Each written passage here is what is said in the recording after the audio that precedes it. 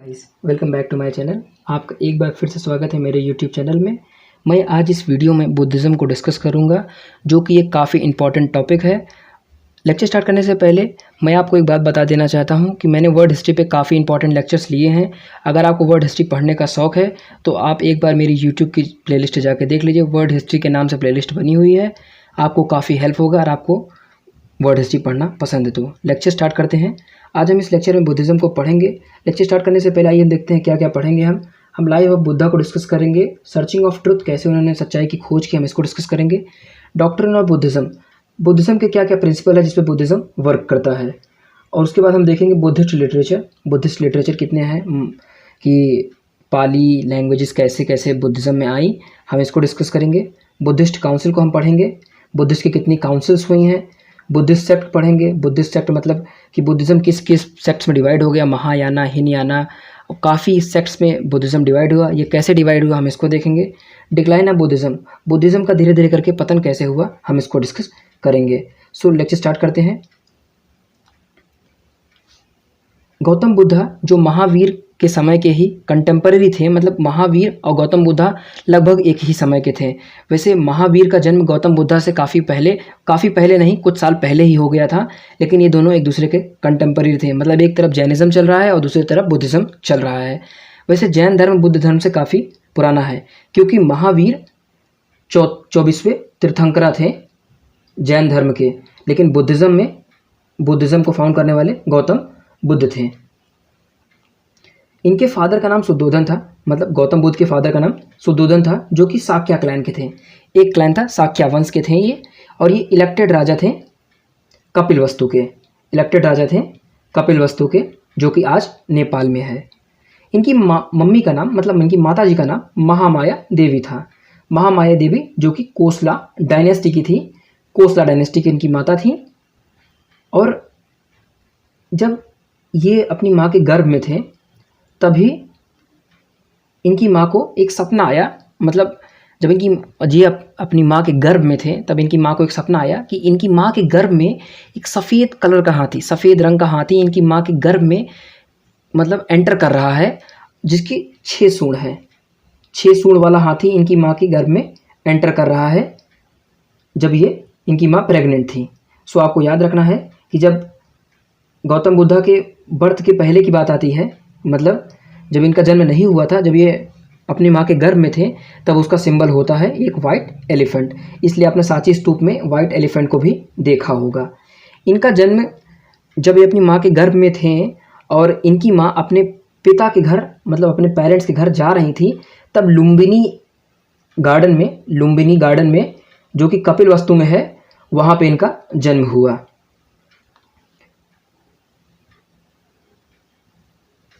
इनकी लाइफ को एक बार फिर से देखते हैं। गौतम बुद्ध जो बुद्धिज़्म के फाउंडर थे, इनका जन्म 567 BC में हुआ था। बुक के रेफरेंस में 567 BC लिखा हुआ है। वैसे इंटरनेट पे आपको सर्च करेंगे तो आपको काफ़ी डेट्स मिलेंगी। वैसे ये डेट्स वेरी करती हैं क्योंकि ये एंशिएंट हिस्ट्री है, इसमें डेट्स उतनी कन्फर्म्स नहीं होती हैं, इसलिए आपको 567 BC याद रखना है। इनका जन्म लुम्बिनी में हुआ था, जो आज नेपाल में है। इनके जन्म के 7 दिन बाद इनकी माता की मृत्यु हो गई थी, 7 दिन बाद ही। और इनका लालन पालन इनकी मौसी प्रजापति गौतमी ने की थी। और इनका विवाह 16 वर्ष की आयु में यशोधरा से हुआ था। और इनका एक पुत्र भी था जिसका नाम राहुल था।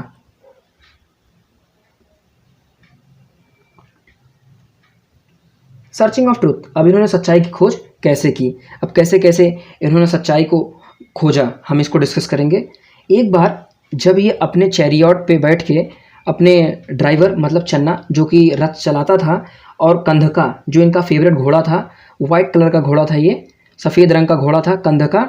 और जो ड्राइवर था, मतलब जो रथ चालक था, वो चन्ना था। आपको याद रखना है, कंधका घोड़े का नाम था, काफ़ी पूछ लेते हैं, और चन्ना इनके ड्राइवर का नाम था। एक बार ये बाहर निकले, अपने महल से बाहर निकले, और उन्होंने देखा कि एक बार जब ये बाहर निकले महल से, इन्होंने देखा एक वृद्ध व्यक्ति को, और एक बीमार व्यक्ति को, एक मृत शरीर को, और एक रिलीजियस मेडिटेंट को, मतलब एक साधु को देखा।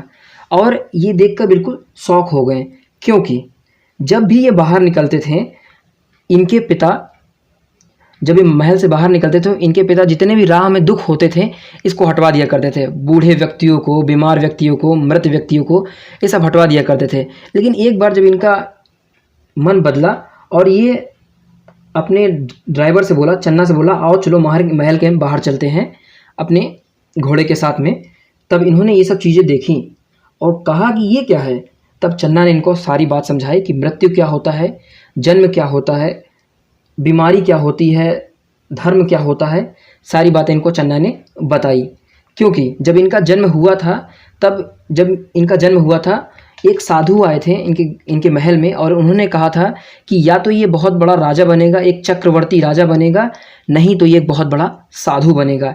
इसलिए इनके पिता डर गए थे कि कहीं मेरा एक ही बेटा है वो साधु ना बन जाए। इसलिए ये जितनी भी वस्तुएं होती थी, मृत्यु, बुढ़ापा, धर्म, ये सब क्या होता था इनके पिता ने इनको कभी बताया नहीं था। और जब इन्होंने अकस्मात्मक उसको देख लिया, एक बार उनको उसको देख लिया, तब इनको काफ़ी आश्चर्य हुआ कि आखिर ये सब क्या है ज़िंदगी में।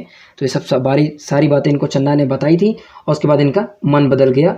और उसके बाद ये अपने घर नहीं गए, महल वापस नहीं गए। एक बार ये अपने ड्राइवर के साथ निकले, मतलब चन्ना के साथ रथ पे निकले और वापस ये घर ही नहीं गए, क्योंकि इनका मन इतना बदल गया कि ये अनोमा नदी जो कि आज नेपाल में ही है, वहाँ पर उसके किनारे जाके बैठ गए और इन्होंने अपना सिर मुंडवा लिया। सिर मुंडवा के अपने जितने भी गारमेंट्स थे उसको एक कपड़े में बंद करके, ज्वेलरीज को बंद करके, कपड़े में बंद करके उसको अपने पिता के पास भिजवा दिया। और जब इन्होंने ये किया, जब इन्होंने अपने सारे कपड़े भिजवा दिए, अपने सर को मुंडवा लिया और एक साधु के वस्त्र पहन लिए, तब इनकी उम्र 29 वर्ष थी। जब इन्होंने अपना घर छोड़ा तब इनकी उम्र 29 वर्ष मतलब 29 साल थी। आपको याद रखना है, काफ़ी पूछा जाता है। इसको कहते हैं महाभिष्क्रमण। इस क्रिया को कहते हैं, घर को छोड़ना कहते हैं महाभिष्क्रमण। बुद्धिज्म लिटरेचर में ये लिखा है। और इंग्लिश में कहते हैं और ग्रेट गोइंग फोर्थ। इसको इंग्लिश में कहा जाता है और ग्रेट गोइंग फोर्थ। ये पूरे 7 वर्ष तक इधर उधर भटकते रहे, मतलब सच्चाई की खोज करना चाहते थे, लेकिन बगैर गुरु के आप सच्चाई को नहीं खोज सकते हो।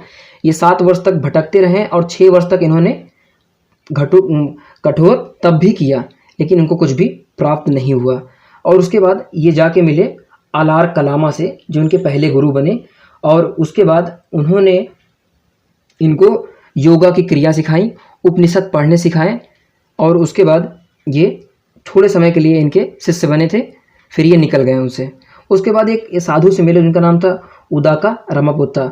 उसके बाद इस हर्मिट से, मतलब इस साधु से इन्होंने योग की क्रिया को कैसे बढ़ाया जाए, एक नेक्स्ट लेवल पे कैसे क्रिया को ले जाया जाए, उन्होंने ये सीखा। जब ये सारी क्रियाएं सीख लिया, इन्होंने योग की सारी क्रियाएं सीख ली और उसके बाद फिर ये योगा करने गए। और योगा करने से पहले इन्होंने एक दूध वाला था जिसका नाम सुजाता था, उससे दूध लिया और खीर बनाई और उसके बाद ये योगा करने चले गए। बोध गया एक पीपल ट्री के नीचे बैठे थे, जहाँ इन्होंने अपना योग स्टार्ट किया था, शुरू किया था। वो बोध गया जगह थी जो आज नेपाल में है, नेपाल नहीं बिहार में है। बोध गया नेपाल में नहीं बिहार में है। और इन्होंने अपनी जो योगा शुरू किया था, मतलब ध्यान लगाना शुरू किया था, वो एक पीपल ट्री के नीचे किया था।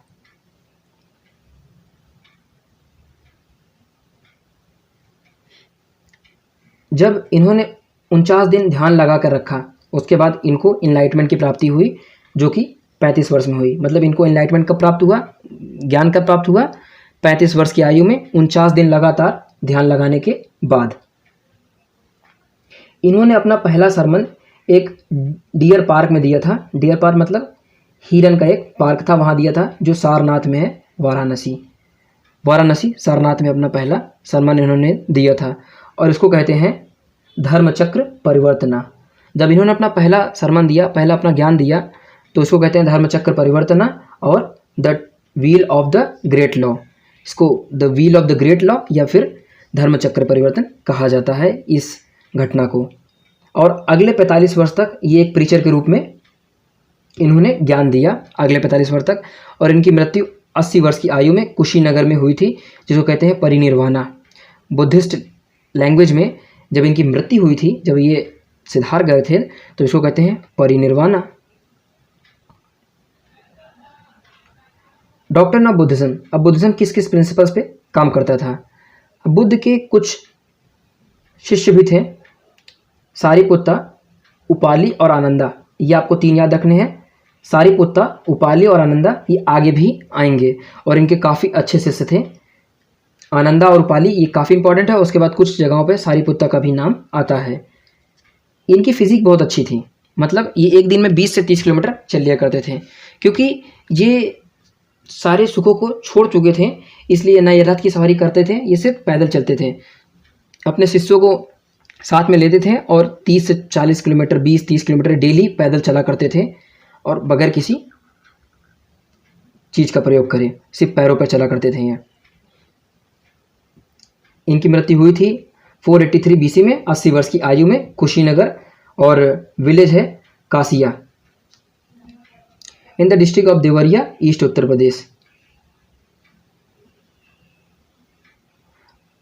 गौतम बुद्ध ने 8 फोल्ड पाथ को रिकमेंड किया था, जिसको कहते हैं अष्टांगिका मार्ग। अष्टांगिका मार्ग 8 फोल्ड पाथ, कि कैसे कैसे आप खुशियों को अपने ज़िंदगी में ला सकते हैं। 8 फोल्ड पाथ इन्होंने बताए थे, जो कि 3rd सेंचुरी में था, जिससे ह्यूमन मिजरी, मतलब मनुष्य के सारे दुख खत्म हो जाए, वो 8 फोल्ड पाथ बताए थे इन्होंने।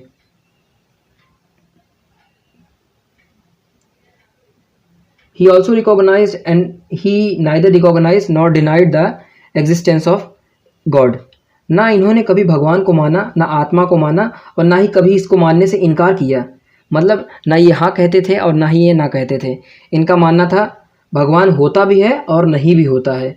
ना ये सोल और ना ही भगवान, इन दोनों को नहीं माना करते थे। मतलब माना नहीं करते ऐसा नहीं कि बिल्कुल नहीं माना करते थे। इनका मानना था वो चीज़ होती भी है और नहीं भी होती है। मतलब कभी इन्होंने माना भी नहीं और ना कभी उसको रिकॉग्नाइज किया और ना कभी डिनाई किया। गौतम बुद्ध बिलीव करते थे कर्मा में और डॉक्ट्रिन ऑफ रीबर्थ। कर्म पे विश्वास रखते थे गौतम बुद्ध। गौतम बुद्ध का मानना था सब कुछ कर्म होता है, और रीबर्थ, पुनर्जन्म पर गौतम बुद्ध का विश्वास था। कोई पूछ लेता है गौतम बुद्ध रीबर्थ पर विश्वास रखते थे? यस, गौतम बुद्ध का रीबर्थ पे विश्वास था। पुनर्जन्म को गौतम बुद्ध मानते थे। ये पाली लैंग्वेज का यूज़ करते थे।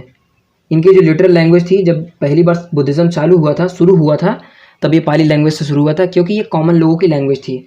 उस समय नेपाल में और बिहार के सेक्शंस में पाली लैंग्वेज बोली जाती थी, जो कि कॉमन लोग बोलते थे। इसलिए ये एक कारण बना स्प्रेड का, क्योंकि लैंग्वेज कठिन नहीं थी, संस्कृत नहीं यूज़ किया गया था उस समय, इसलिए लैंग्वेज कठिन नहीं थी, तो आम लोगों के लिए काफ़ी अच्छा था इसके सारे ज्ञान को समझना। जब चीज़ कठिन होगी तो ज़्यादा लोग कनेक्ट नहीं होंगे इससे, लेकिन जब ये कॉमन लैंग्वेज में होती है, पाली जब उस समय कॉमन लैंग्वेज थी, जब उसका यूज़ किया गया तो लोग इससे ज़्यादा अच्छे से कनेक्ट हो पाए, और यही एक रीज़न बना था इसके स्प्रेड का भी। और इन्होंने संघ का निर्माण किया था। जब इनके डिसाइपल्स बढ़ गए थे, उसके बाद इन्होंने एक संघ का निर्माण किया, और इसमें सबको आने की इजाज़त थी, सिर्फ महिलाओं को छोड़ के। महिलाओं को तो काफ़ी समय बाद आने की इजाज़त मिली थी, लेकिन उस समय से भी इसमें पुरुष आ सकते थे।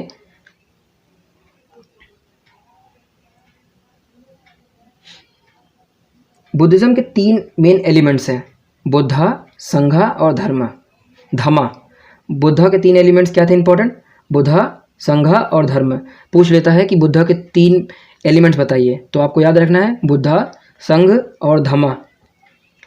ट्रेड का वेपन का ट्रेड करना, लिविंग बीइंग का ट्रेड करना, मीट का ट्रेड करना, लिकर या पॉइजन, इस प्रकार किसी भी चीज़ का ट्रेड करना, मतलब आयात या निर्यात करना, जो व्यक्ति करेगा वो बुद्धिज़्म को ज्वाइन नहीं कर सकता है। इसमें बिल्कुल प्रोहिबिट था ये। 4 नोबल ट्रूथ। अब क्या 4 नोबल ट्रूथ थे? The 4 noble truth prescribe by Buddha. Buddha ने क्या क्या 4 नोबल ट्रूथ कहे थे? उन्होंने पहला कहा था the world is full of suffering. जो जीवन है वो दुखों से भरा हुआ है। कैसे? किस? बर्थ, एज ढलना, जन्म होना, मृत्यु, अनप्लीजेंटनेस, खुशी ना होना, सेपरेशन, अलग हो जाना, अनफुलफिलमेंट बेस्ड जो होता है, यही सब कारण है दुख के, जिससे जो क्या कहते हैं, जो वर्ड है वो फुल ऑफ सफरिंग है, मतलब दुखों से भरा हुआ है। हर जो दुख का कारण होता है वो होता है आपका डिज़ायर, प्लेजर को पाना, पावर, शक्ति को पाना, लंबे समय तक जीना, यही सब कारण होते हैं सौरों के। मतलब the cause of suffering is desire. दुख का कारण जो होता है वो किसी चीज़ को पाने की इच्छा ही होती है। और उसके बाद it if desire are get rid of suffering can be removed. अगर हम किसी चीज़ की चाह को छोड़ दें, किसी चीज़ को पाने की इच्छा छोड़ दें, तो हम अपने दुख को भी अलग कर सकते हैं, मतलब दुख से दूर हट सकते हैं। और हम इसको प्राप्त कर सकते हैं 8 फोल्ड पाथ से। ठीक है, जो 8 फोल्ड पाथ अभी आगे बुद्धिज़्म में बताए गए हैं, या इसको मिडिल पाथ भी कहा जाता है, हम इसके थ्रू प्राप्त कर सकते हैं। वो क्या क्या है? राइट व्यू, किस चीज़ को सही तरीके से देखना। राइट रिजॉल्व, किस चीज़ को सही चीज़ से समझना। राइट स्पीच, सही बोलना, सही कर्म करना, सही जीना, सही तरीके से अपना ताकत को लगाना। राइट रिकलेक्शन और राइट मेडिकेशन, सही से योगा करना, योग करना, ध्यान लगाना। ये 8 फोल्ड पाथ हैं जिसके थ्रू इंसान खुशियों को अपनी ज़िंदगी में ला सकता है और दुख को अपनी ज़िंदगी से हटा सकता है। सो आपको याद करना है। कभी कभी इसमें 4 दे देता है और आपसे पूछता है कि इसमें से कौन नहीं है। सो आपको याद करना पड़ेगा ये, तो एक बार आप देख लीजिएगा इसको। बुद्धिस्ट काउंसिल, अब हम बुद्धिस्ट काउंसिल्स को देखेंगे। सो पहली बुद्धिस्ट काउंसिल हुई थी 483 BC में। 483 BC में पहली बुद्धिस्ट काउंसिल हुई थी। ये स्टोरी जो थी फर्स्ट बुद्धिस्ट काउंसिल किस में रिकॉर्ड है? विनय पिताका में। फर्स्ट बुद्धिस्ट काउंसिल जो थी वो हेल्ड की गई थी, मतलब बुद्ध के मरने के बाद ही, मतलब बुद्ध की मृत्यु के बाद ही फर्स्ट बुद्धिस्ट काउंसिल लगाई गई थी। और उसमें जो बुद्ध के लीडर थे, मतलब बुद्धिज़्म के जो काउंसिल के लीडर थे उस समय उपाली थे। अब बुद्ध के स्टूडेंट थे उपाली। ये उपाली इसलिए बुलाए गए थे डिसिप्लिन के लिए, बुद्धिस्ट मॉन्क्स के डिसिप्लिन के लिए उपाली को बुलाया गया था। मतलब उपाली इसमें हेड थे बुद्ध की तरफ से। बुद्ध की मृत्यु उस समय तक हो चुकी थी। बुद्ध की मृत्यु के तुरंत बाद ही फर्स्ट बुद्धिस्ट काउंसिल बुलाई गई थी। उपाली ने विनय पिताका को लिखी है। वैसे इसमें जितने भी ज्ञान थे वो तो बुद्ध जी ने ही दिए थे, लेकिन इसको रिकलेक्ट करने वाले उपाली थे। और आनंदा जो इनके दूसरे शिष्य थे उन्होंने सूत पिताका को लिखा था। सो आपको याद करना है, उपाली ने विनय पिताका को और आनंदा ने सूत पिताका को लिखा था। जो ये प्लेस था ये राजगीर में हुआ था, नालंदा डिस्ट्रिक्ट ऑफ बिहार में ये हुआ था फर्स्ट बुद्धिस्ट काउंसिल। और सप्तापारनी केव में हुआ था, जो कि राजगीर में ही है। वहाँ पे ये पहली बुद्धिस्ट काउंसिल हुई थी, गुफे में हुई थी। और इसमें से 500 सीनियर मॉन्क्स ने इसको अटेंड किया था। 500 सीनियर मॉन्क्स इसने को अटेंड किया था। और उसके उस समय टीचर थे, मतलब चेयरमैन थे महाकश्यपा। राजा की तरफ से जो चेयर कर रहे थे, जो इस पूरे व्यवस्था को देख रहे थे, वो महाकश्यपा थे। और उस समय जो राजा थे वो अजातशत्रु थे। इसका ऑब्जेक्टिव था कि बुद्धिज़्म की जितनी भी सेइंग्स थी, जो तो सूत होता है सेइंग्स, उसको प्रिजर्व किए जाएं। सेकेंड बुद्धिस्ट काउंसिल, द्वितीय बुद्धिस्ट काउंसिल, ये हुई थी वैशाली में। और इसी में ही जो बुद्धिज़्म था वो फर्स्ट 2 पार्ट्स में डिवीजन हुआ था, जो कहते हैं believe in the teachings of elder one.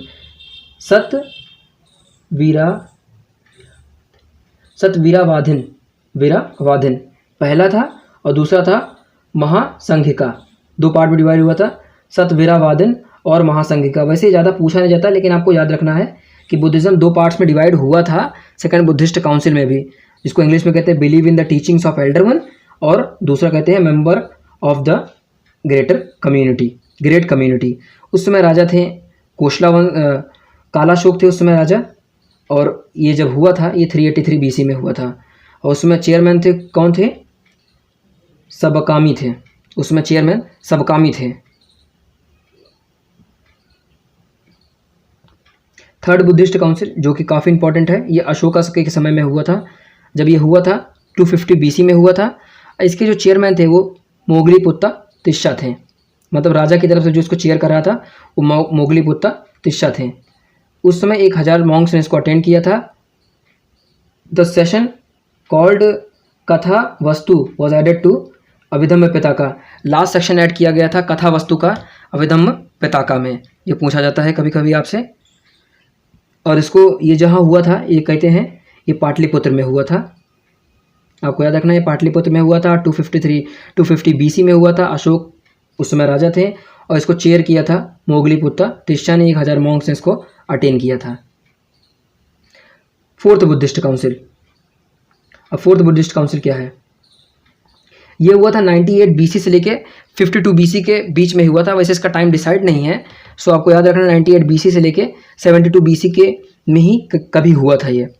उसमें किंग थे कनिष्का और उसमें चेयरमैन थे वो वाशुमित्रा थे। राजा की तरफ से जो प्रिसाइड कर रहे थे वो वाशुमित्रा थे और उसमें डेप्यूटी थे अश्वघोष। आपको याद करना है उसमें डेप्यूटी चेयरमैन कौन थे? अश्वघोष थे। और जो प्लेस था ये कुंदलवन कश्मीर में, ये कश्मीर में हुआ था। मतलब कनिष्का ने जो ये फोर्थ बुद्धिस्ट काउंसिल कराई थी ये कश्मीर में कराई थी, कुंदलवन में। उसमें जो डायनेस्टी थी वो थी कुषाण एम्पायर। कुषाण एम्पायर के राजा थे कनिष्का। ये भी काफ़ी पूछा जाता है। और इसी में बुद्धिज़्म मेन 2 पार्ट्स में डिवाइड हुआ था, महायाना और हिनयाना। महायाना और हिनयाना में फोर्थ बुद्धिस्ट काउंसिल में बुद्धिज़्म डिवाइड हुआ था। अब हम देखेंगे बुद्धिस्ट सेक्ट्स। हम बुद्धिस्ट सेक्ट्स को देखेंगे कि आखिर बुद्धिज़्म कैसे कैसे डिवाइड हुआ और उसके क्या क्या मतलब हैं। महायाना, पहले में महायाना में डिवाइड हुआ, इसको कहते हैं ग्रेट व्हीकल। महायाना को इंग्लिश में क्या कहते हैं? Great vehicle. यही जो बुद्धिज़्म था ये पॉपुलर हुआ इंडिया में। महायाना बुद्धिज़्म ही भारत में पॉपुलर हुआ और इसकी यूनिवर्सिटी जहाँ पे महायाना बुद्धिज़्म पढ़ाया जाता था वो होती थी नालंदा यूनिवर्सिटी। और बुद्धिस्ट टीचिंग में भी महायाना बुद्धिज़्म को ही पढ़ाया जाता है। इसको पेट्रोनाइज किया था पालाज ने। आपको याद रखना है फर्स्ट जो महायाना था इसको पेट्रोनाइज करने वाले, मतलब इसकी सराहना करने वाले पालास थे और फैलाने वाले भी पाला थे। और ये चाइना और जापान में आप जो बुद्धिज़्म देखते हैं वो महायाना बुद्धिज़्म ही है। हिनयाना, अब दूसरा पार्ट हिनयाना, इसको कहते हैं लेसर व्हीकल। ये पॉपुलर हुआ था श्रीलंका में, बर्मा में, थाईलैंड में और other south east Asian countries में हुआ था। श्रीलंका, बर्मा, थाईलैंड और यहाँ पे जो बुद्धिज़्म फाइंड के मतलब वो प्रीच किया जाता है उसको कहते हैं हिनयाना। यहाँ पे हिनयाना बुद्धिज़्म की पूजा होती है। और एक और बुद्धिज़्म था जो कहते हैं वज्रयाना। वज्रयाना भी इसको कहते हैं, जो कहते हैं व्हीकल ऑफ थंडरबोल्ट। जैसे उसको कहते हैं लेसर व्हीकल, उसको कहते हैं ग्रेटर व्हीकल, इसको कहते हैं the vehicle of Thunderbolt. Popular जो था, पॉपुलर इन बंगाल और बिहार, ये बंगाल और बिहार में फेमस हुआ था। वैसे तो महायाना पहली बार फेमस हुआ था और उसके बाद बंगाल और बिहार में स्पेशली वज्रयाना बुद्धिज़्म फेमस हुआ था। और इसके लिए जो जहाँ पे इसकी टीचिंग होती थी उसको कहते हैं विक्रमशिला यूनिवर्सिटी में इसकी टीचिंग्स होती थी। सो आपको याद रखना है ये। अब कुछ इंपॉर्टेंट पॉइंट्स है। बुद्धिज़्म में जो बुद्धा थे इनको हिंदू ट्रेडिशन में कहते थे कि ये विष्णु के अवतार थे। कभी भी पूछ लेता है कि हिंदू ट्रेडिशन में बुद्धा को किसका अवतार माना गया है। अब थे कि नहीं थे ये तो क्लियर नहीं है, लेकिन हिंदुइज्म में इनको माना जाता था कि ये विष्णु के अवतार हैं। अशोका प्रीचेस हिनयाना, अशोका हिनयाना की पूजा करते थे। बुद्धा बिलीव्ड ऑन हिनयाना, बुद्धा भी हिनयाना पे विश्वास रखते थे। महायाना प्रीचेस आइडल वर्शिप, जो हिनयाना थी उसकी पूजा इसलिए करते थे क्योंकि वो आइडल वर्शिप पे विश्वास नहीं रखता था। आइडल वर्शिप मतलब जितने भी रिचुअल्स होते थे उसको फॉलो नहीं करता था, उसको हिनयाना फॉलो नहीं करता था, उसको महायाना फॉलो किया था। आइडल वर्शिप की शुरुआत मतलब एक मूर्ति बनाकर बुद्ध की पूजा करना, ये जो शुरुआत हुई थी ये महायाना में हुई थी। और उसके बाद जो यहाँ स्टडी होती थी महायाना की वो तक्षशिला यूनिवर्सिटी में होती थी। तक्षशिला यूनिवर्सिटी बुद्धिज़्म की स्टडी का बहुत अच्छी जगह थी, बहुत मानी जानी जगह थी तक्षशिला यूनिवर्सिटी। बुद्धिस्ट लिटरेचर, अब बुद्धिस्ट के कैसे कैसे लिटरेचर हैं। The Pali canons called Tripitakas called 3 basket. अभी जो लिटरेचर थी ये पाली लैंग्वेज में लिखे गए थे और उसको पाली कैनन्स कहते हैं या त्रिपिताका कहते हैं। 3 बास्केट, त्रिपिताका 3 बास्केट, इसे विनय पिताका, सूत पिताका और एक और पिताका है, मैं आपको आगे बता दूंगा। विनय पिताका जो कि subjects matter in monastic rules of conduct for Monks, जो कि साधुओं के लिए जो नियम कानून होते थे वो विनय पिताका में लिखे गए थे। इसको कहते हैं बास्केट ऑफ डिसिप्लिन, इसको बास्केट ऑफ डिसिप्लिन भी कहा जाता है। ये उपाली ने लिखी थी और Vinaya Pitaka deals with monastic rules and monastic disciplines. साधुओं के लिए जो मतलब उनके मॉन्क्स होते थे उसके लिए जितने भी नियम कानून होते थे वो विनय पिताका में लिखे गए हैं। उसके बाद आता है सूत पिताका। दूसरा Pitaka Sutta Pitaka dwells with the moral discourses and teachings of Buddha. इसमें बुद्धा की टीचिंग्स है, बुद्धा ने क्या क्या ज्ञान दिया है ये लिखा गया है। इसको लिखा है आनंदा ने। इसको कहते हैं बास्केट ऑफ डिस्कोर्स, इसको बास्केट ऑफ डिस्कोर्स कहा जाता है। इसको जातक टेल्स जो कथाएं होती थी, तेरी गथा होती थी, तेरी गथा, तेरा गथा होती थी, ये सब पार्ट हैं, आपको याद रखना। जातक टेल्स किसमें चिन्हित है? वो सूत पिताका में है। तेरा गथा और तेरी गथा, जातक टेल्स, ये तीनों ही सूत पिताका में हैं। उसके बाद आती थी पाली लिटरेचर। पाली लिटरेचर में the early Pali literature can be divided into 3 categories. Pali literature को 3 पार्ट्स में डिवाइड किया जाता था। पहली होती थी sayings of Buddha and teachings, पहली बुद्धा की जो कही हुई बातें थी। दूसरी होती थी rules observe by the member of संघ, जो संघ में लोग थे, जो रूल्स को वो फॉलो करते थे, जिस मैनर में वो रहते थे, वो दूसरी थी। और तीसरा philosophy and exposition of Dhamma, philosophical और एक्सपोजिशन ऑफ धम्मा। धम्मा क्या है मैं आगे बता दूंगा आपको। और उसकी जितनी भी एक्सपोजिशंस थे, उसकी जितनी भी धम्मा की कही बातें थी, वो 3rd लिटरेचर में आती थी। अब अभिधम्म पिताका को हम लोग देखते हैं। अभिधम्म पिताका, विनय पिताका देख लिया, सूत पिताका देख लिया, अब अभिधम्म पिताका देखते हैं। Contains Buddhist philosophy and Buddhist psychology. अब बुद्ध की जितनी भी कही हुई फिलोसफिकल बातें थी वो अभिधम्म पिताका में थी, और इसमें बुद्धिस्ट साइकोलॉजी भी रखी गई थी। हाई डॉक्ट्रिन था इसका। जो भी बुद्ध के ज्ञान देने की जगह होती थी उसको कहते हैं रेजिडेंशियल यूनिवर्सिटीज़। उसको रेजिडेंशियल यूनिवर्सिटीज़ कहा जाता था, जहाँ पर बुद्धिज़्म को पढ़ाया जाता था, बुद्धिज़्म का ज्ञान दिया जाता था। और कुछ रेजिडेंशियल यूनिवर्सिटी थी, जैसे नालंदा थी, विक्रमशिला थी, और वल्लभी जो गुजरात में है, और नालंदा और विक्रमशिला यूनिवर्सिटी बिहार में है।